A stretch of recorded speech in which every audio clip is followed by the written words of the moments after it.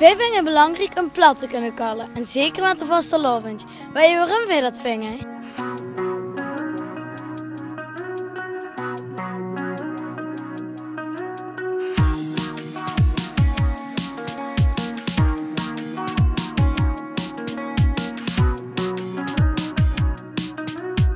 Als oud-jeugdprins, oud-jeugdprinses en oud-jeugdadjudant is het belangrijk dat je in Wiert kunt schrijven, lezen en kallen. Dat hebben we gemerkt met de vastelovend.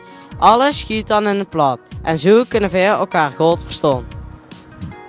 Daarom vinden we het belangrijk dat ons dialect bewaard blijft. Als ik later goed prins weer, wil ik alleen maar beurtjes in het plat zien. Wij vragen iedereen mee te doen met deze aandelenactie.